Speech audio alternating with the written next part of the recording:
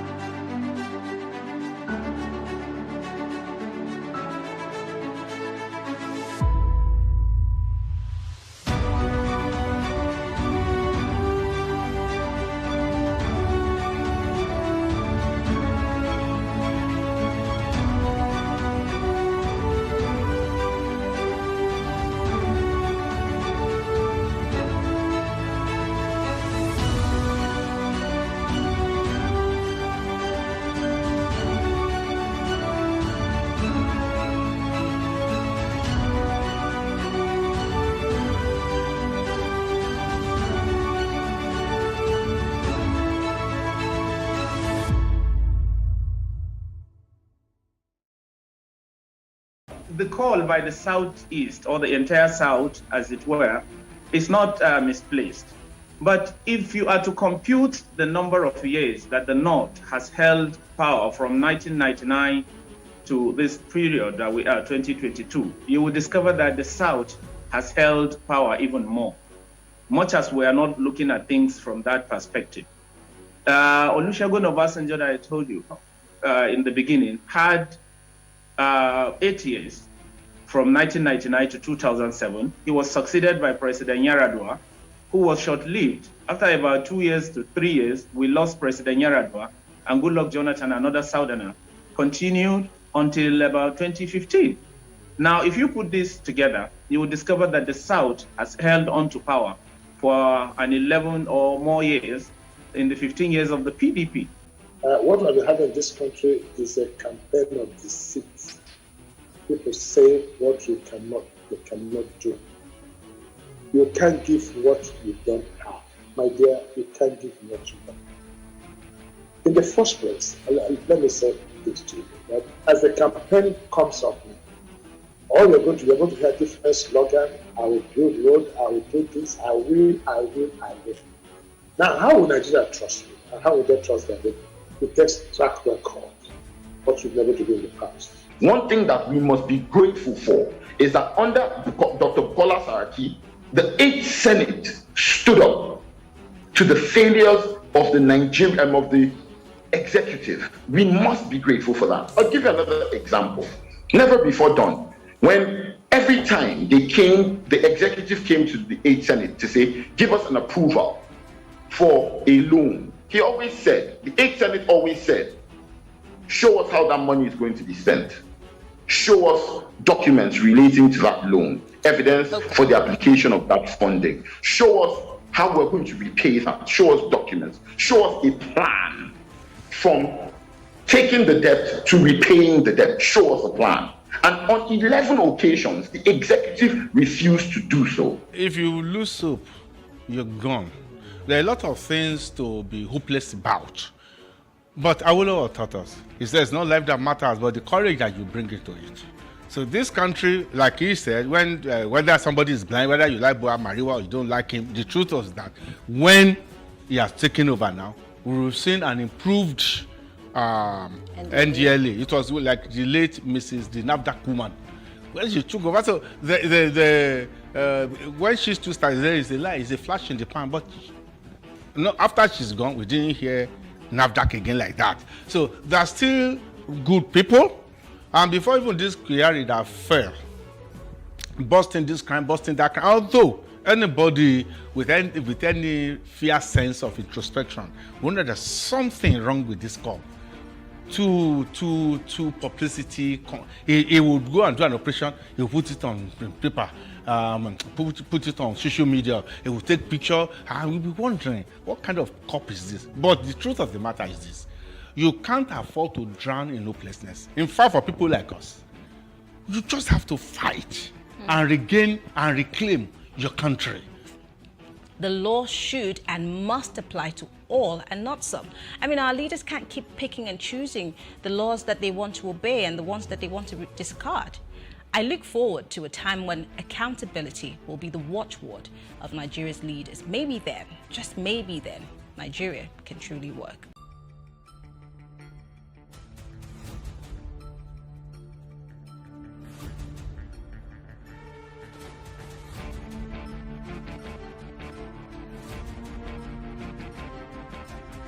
With regards to the electoral laws, well, I do not care too much about those laws as much as I care about the human resources that are going to conduct elections. And INEC, as it is presently composed, is made up of people who do not have the credibility to conduct free and fair elections. I'm not interested in zoning. I hope that Nigeria would continue to search for competent Nigerians who can run this country effectively, efficiently, in a just and egalitarian manner, so that these ethnic jingoists will not have a say in how we run our lives. We have done this whole rotational presidency for 20 years now. We've taken the presidency, Nigeria has taken the ruling class has taken the presidency to as many places as possible. But what they have not taken the presidency to is the zone of competency zone of justice, zone of men of integrity. So if we make the mistake again of zoning to another incompetent character simply because of the location of his village, well, we will regret it. So we are saying that what obtained about 60 years ago cannot confidently obtain now. So with respect to grazing routes, as a matter of fact, we're in a modern civilization. Modern civilization does not really give room for somebody taking cattle from the north down to the Port. Efforts must be made. These people, these boys that are taking these cattle, they should go to school. In fact, when you look at pastoral nomadism, it's one that took place about 100, 200 years ago. There's no civilized world today you find people following cattle. There's a great deal of reform required in the national security sector, especially with the police. I don't see any serious reforms going on. Where I would have said maybe a lot of money is going on into training, this, that, and so on. No. In nearly every state, where today we have the military complementing the effort of the police on ground, we know how much state governments are spending. And that is why some of the governors are saying, allow us to have our own police force. And then this money, or this entire monies we are pumping in at the various state levels, will go into our own police. The federal government could lay out the guidelines. We're not saying give them a free hand. Our politicians are not as mature as that. Governors, they are like children. They are like little people. Things are shying away from rotation of power because in less than, say, 1 year to the polls, none of the parties, to the best of my knowledge, have come out to say we are picking our candidate, or this is the particular region where we'll be having our presidential candidate come from, whether it is the APC, the PDP, and all other smaller parties. None of the parties are doing that, are saying that at the moment. So I think it is actually wrong for the the governor of Ondo State, to categorically say that if any party feels a northerner, the southerners won't support. And I must say this: you see, democracy, whether we like it or not, is a government of numbers, is a product of numbers. I mean to say, and the fact is that the northern part of Nigeria still holds sway in terms of voters' power. So it holds on any candidate, whether it's coming, the candidate, particularly candidates coming from the south, to romance, excuse my word, to romance the north. Like what I have Tinubu doing at the moment, for every little thing here and there in the north. He was in Zamfara before he traveled to London and so on. And even the vice president, whether he has declared or not, but you see him romanticizing the north. He was in Kano State for a public lecture 2 days ago, but he used the opportunity to visit the family of Hanifa that was murdered some weeks back. So I think it is very important that any candidate, particularly that wants to win the presidential election, must embrace the north.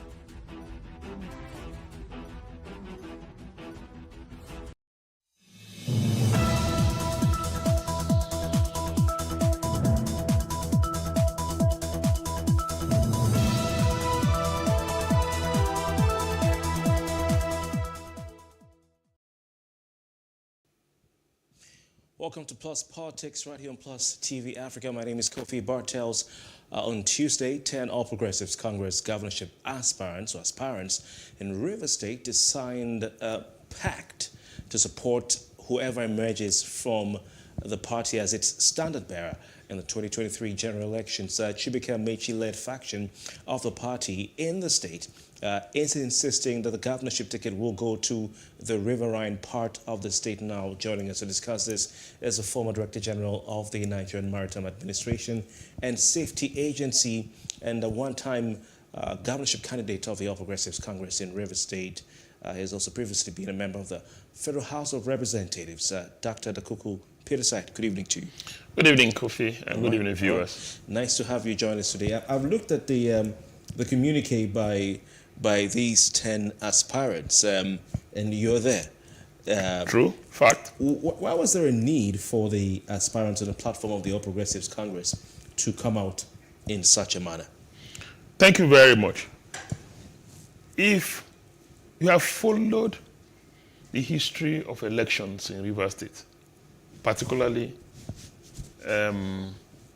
the primaries of the ruling party, it's been most rancorous. And not only is it rancorous, at the end of the day, whoever emerges as candidate sees himself serving a section of society instead of serving all Rivers people. We thought that wasn't good politics. It's high time we put the interests of Rivers first above every other consideration. We are one of the most endowed states in the country. We've got very talented people, yet we have not optimized the benefits of our endowment because of the nature of our politics. There's a correlation between politics and development in all its dimensions. And so we met among ourselves and started talking to ourselves on the need to be united in our shared vision, on the need to have a peaceful, orderly, credible process that will throw up a candidate, and that when such a candidate emerges, all of us need to rally around that candidate to run with a pan-Rivers vision, a vision that will give every Rivers man limitless opportunity to achieve his best potentials. And that was the driving force behind the meeting of minds that led to that communique. Interesting. And of course, this is calling on the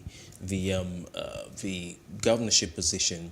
The aspirants, they say they're going to support whoever comes out at the end of the day. Does this mean that there will be a consensus candidate at the end of the process?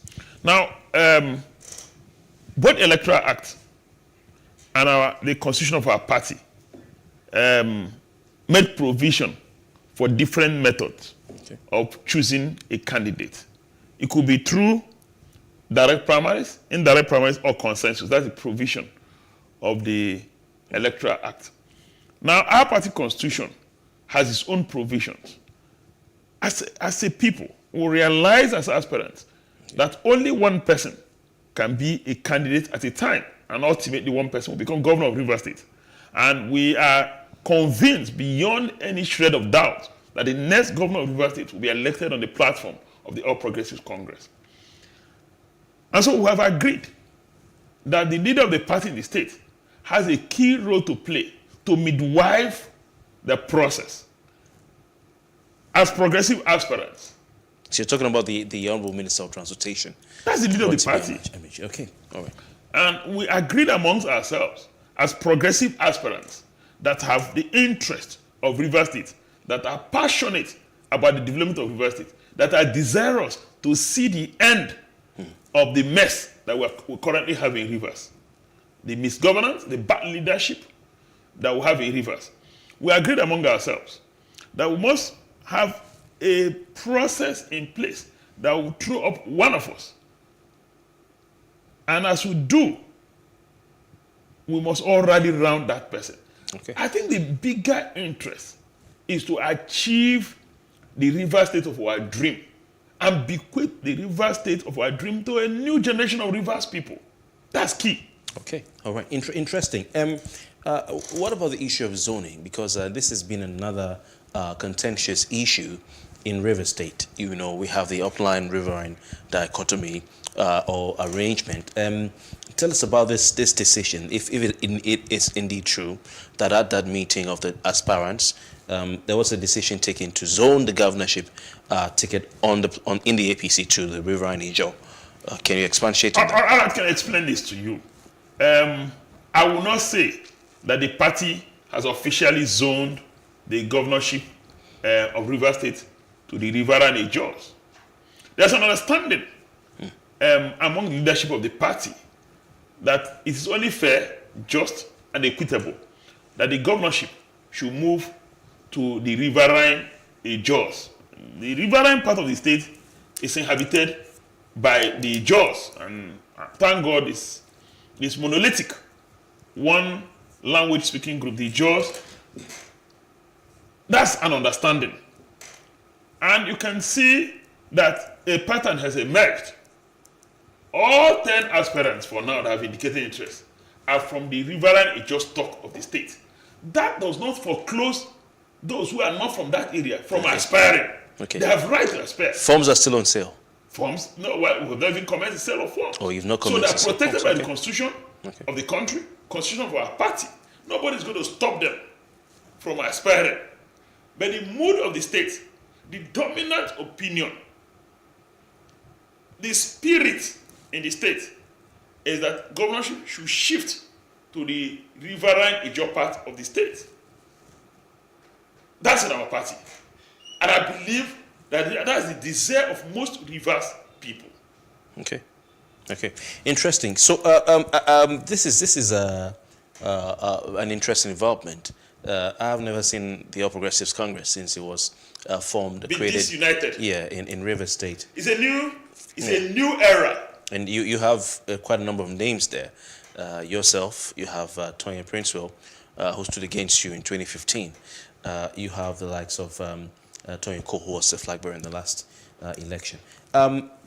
What about the talk, by some persons in the state that this so-called zoning formula should not be discussed on the basis of ethnicity, because like you well know, in parts of River State, you have both upland and riverine, and they're saying that the zoning of the governorship ticket should be discussed on the basis of geopolitical zones. And I'm sure you're senatorial districts, and I'm sure you're very well aware of that. You are from the River Southeast Senatorial District, and you were the candidate of the All Progressives Congress in 2015. Very correct. After the others had come, namely Peter Odili and, of course, Rotimi Amechi. So what do you say to this school of thought that the governorship position should rotate on the basis of senatorial zones?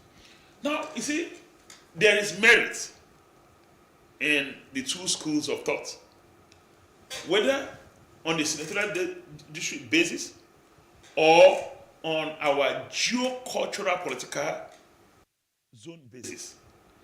The point, the core issue, is that in multi-ethnic societies, one way of promoting inclusiveness, peaceful coexistence, is that power should rotate from one area to the other.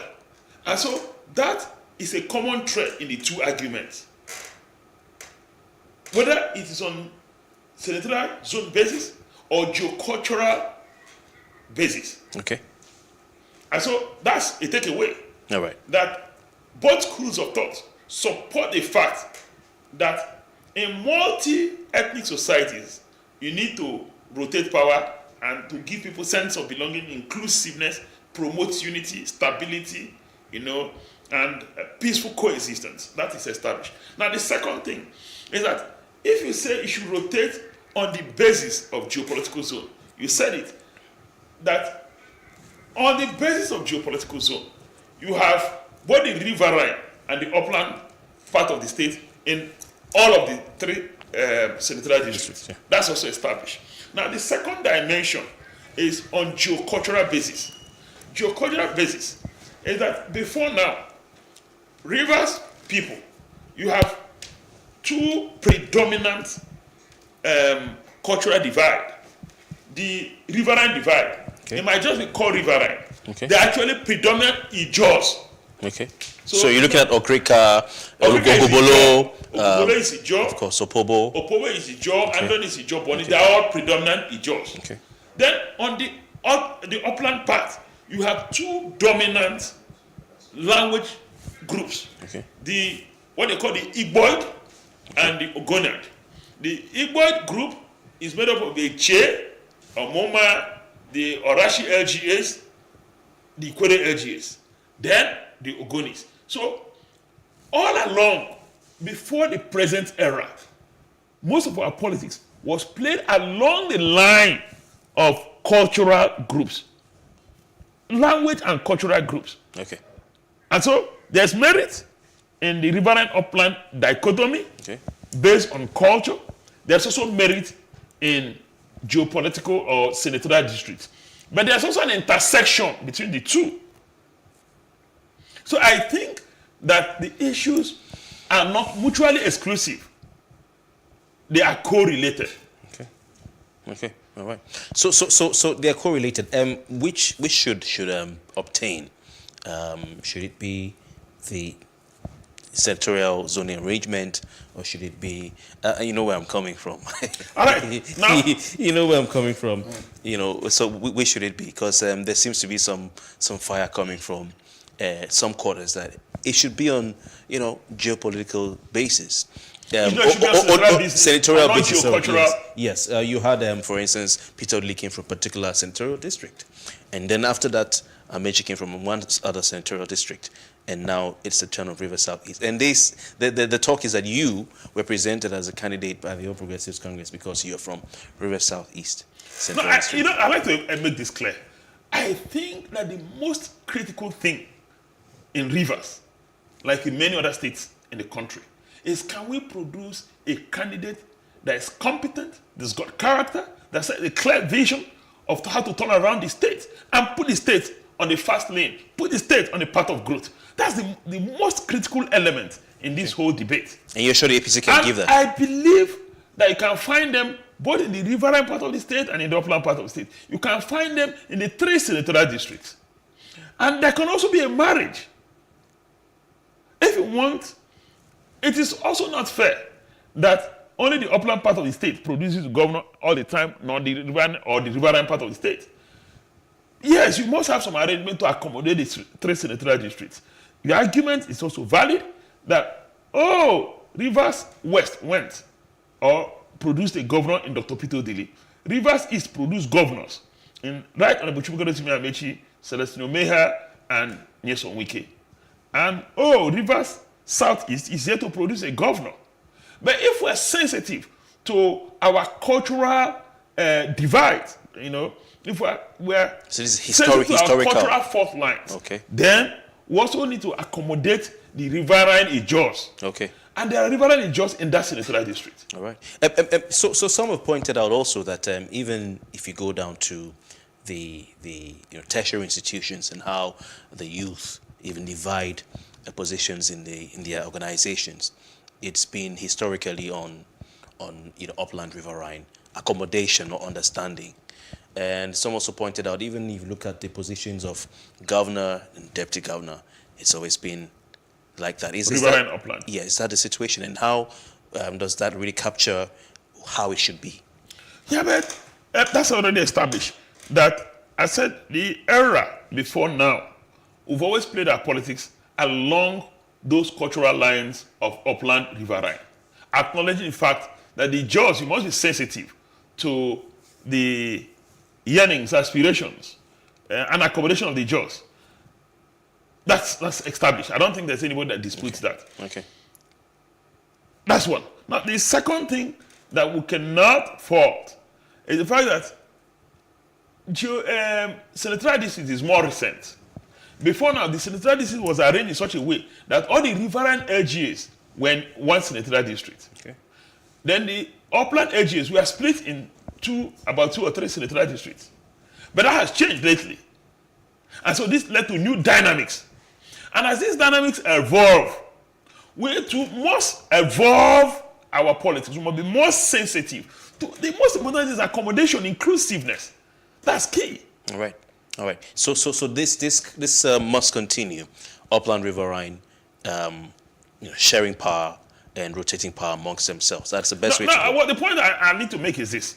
In Nigeria, we're not going to have North-South divide forever. Okay. It's evolving.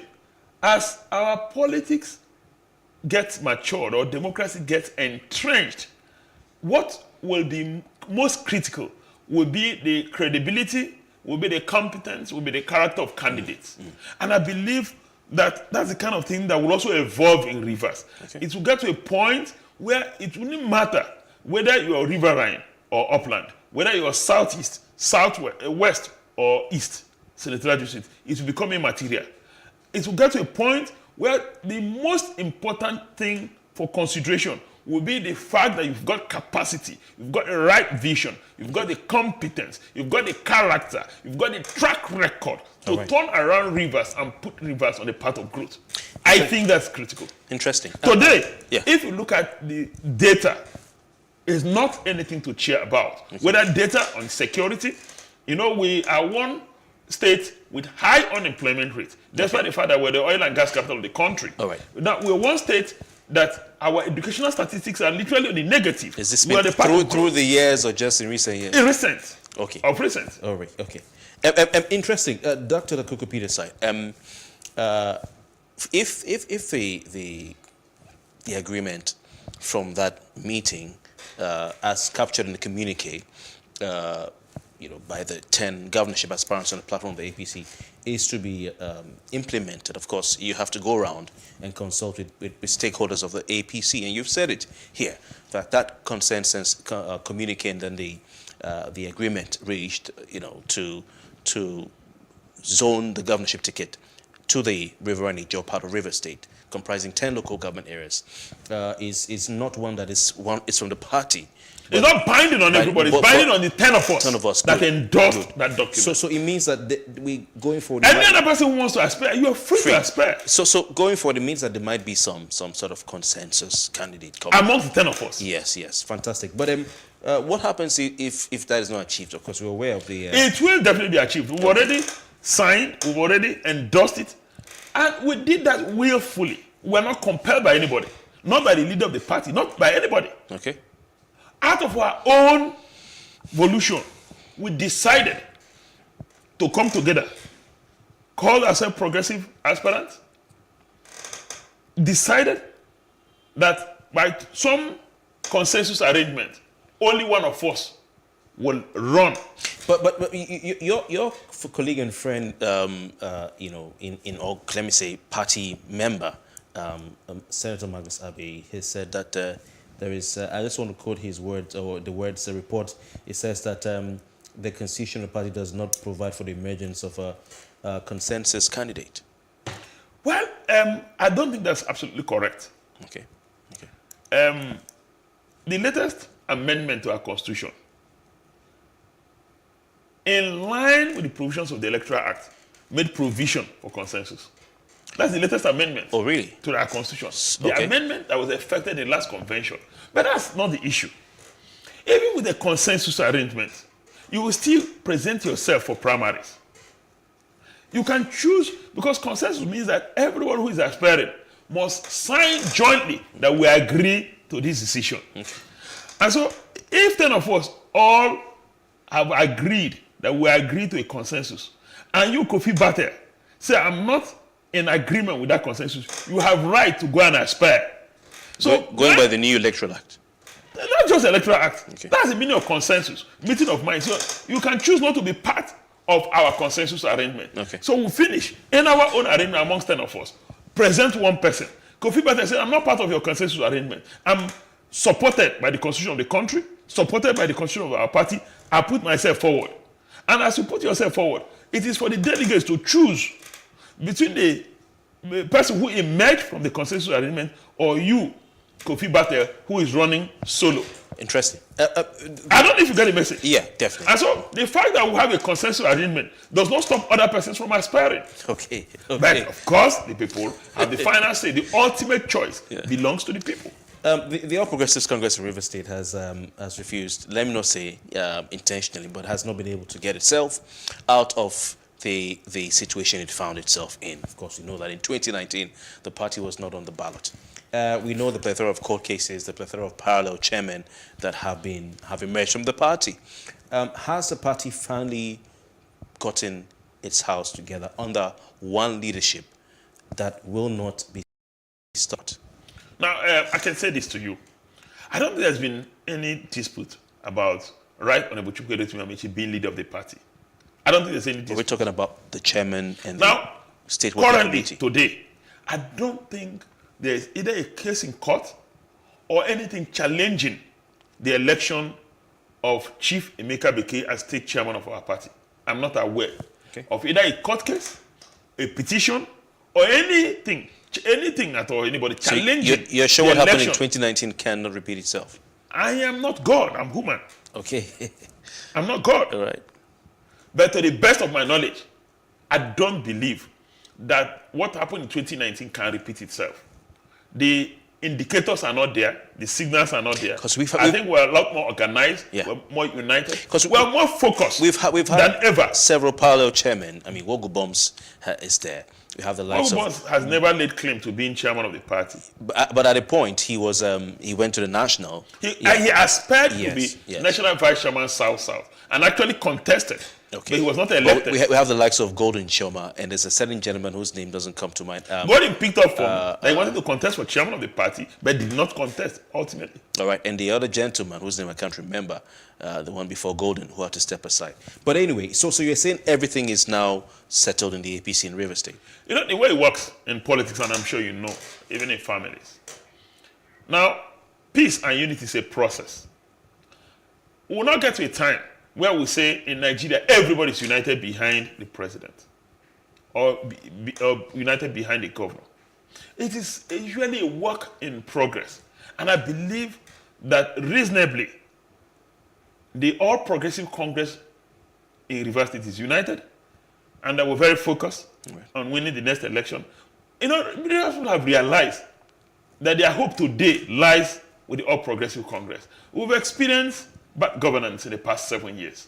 It's never been this bad as a state. We've never had it this bad.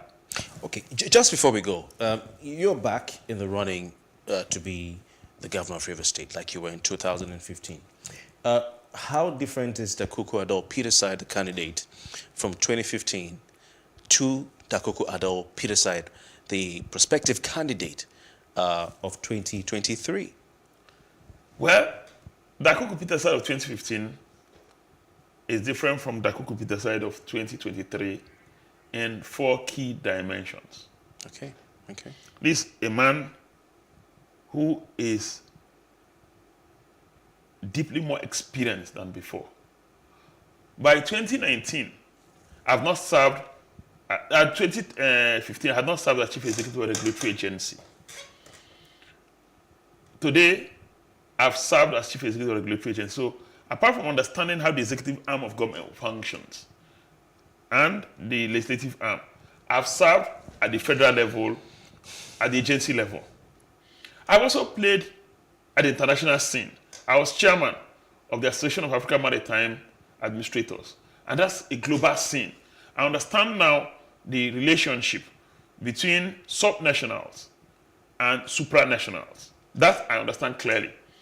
So that's one, a man who is deeply more experienced. The second is that you now have a man who is more passionate than ever, because I've seen River State flourish.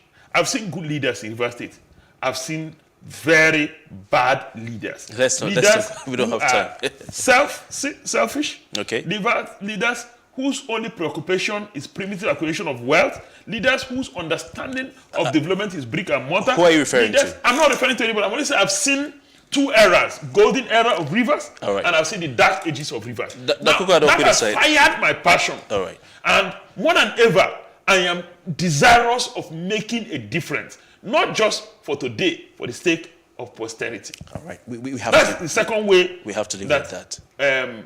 There's a difference between Dakuku of 2015 and Dakuku of 2023. Now, I'm afraid we have to leave it at that. If I allow you, we'll go on and on and on. Dakuku Adol Peterside, we thank you for your time. We're monitoring affairs and activities in River State, and I'm sure we'll have you here. Rivers is a volatile or a strategic state. I think what is strategic state in the country. Fantastic. And that's as much you can take on Plus Politics. My name is Kofi Bertels, and of course, we want to thank you for watching. The program returns tomorrow. Keep watching Plus TV. Good night.